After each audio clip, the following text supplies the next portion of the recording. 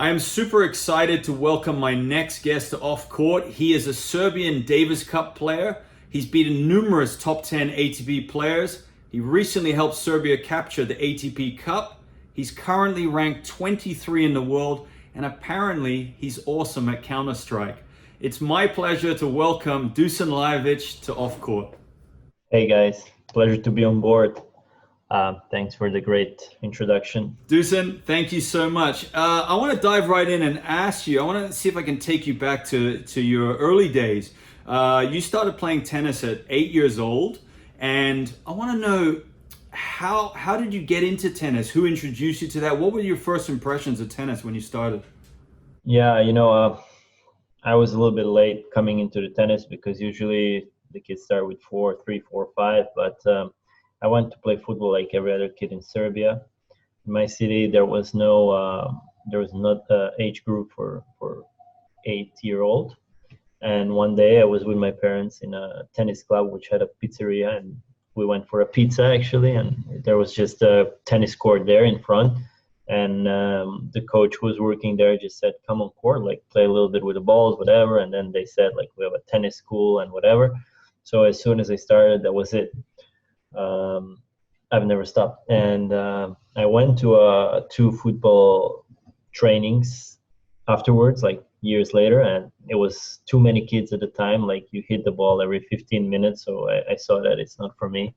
And everything worked out. Yeah, I mean, it's really worked out well. So I wanted to ask you, like, were you a good junior? I mean, at what age did you start thinking, hang on a minute, I'm pretty good at this, and maybe I'm gonna try to pursue a professional career even?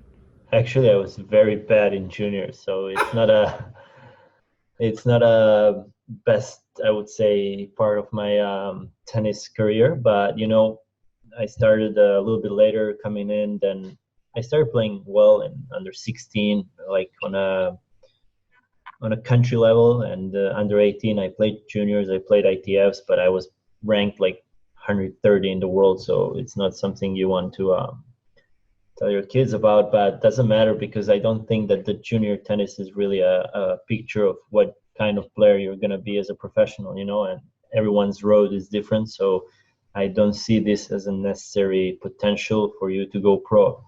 Obviously, if you're good in juniors, you have much more coming in, and if you played all the slams, you can feel the atmosphere, you can hang out around the pros, and all this really helps, which maybe worked, in my opinion, in my way. It didn't work as good as it would maybe if I was a good junior, because I started doing everything later, practicing with the pros and all this. So I experienced this in a later stage. So maybe that's why my development was slower. But on the other hand, I feel like I didn't have a point in my career where I thought, all right, now I feel I can be very good.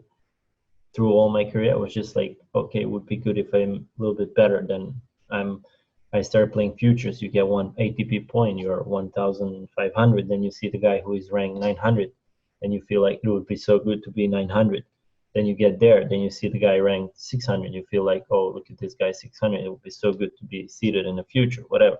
You get there, then the next step and next step. And I don't think this ever stops. So this is one of the things that always makes you want to improve if you want to be better. And obviously you got to believe you could be better, which sometimes it's hard. I had doubts in myself, and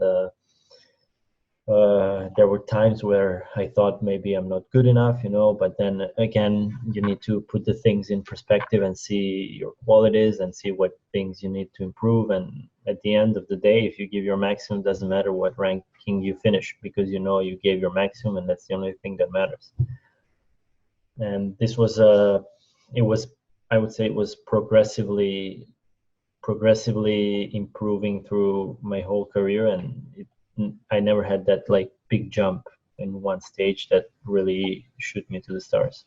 I think it's really cool how you say that, it's a continual improvement journey, and there's not, one special thing that you need to do when you're 10 years old, or suddenly when you're 14, you've got to be winning all these tournaments. I think in today's society, we're really caught up in winning at an early stage. And I think it's great to hear it from someone who's actually, made that jump to the elite level in professional tennis, which a lot of people don't make. And you're saying that, you weren't a fantastic junior, but you had that belief, that desire to continually push yourself to improve.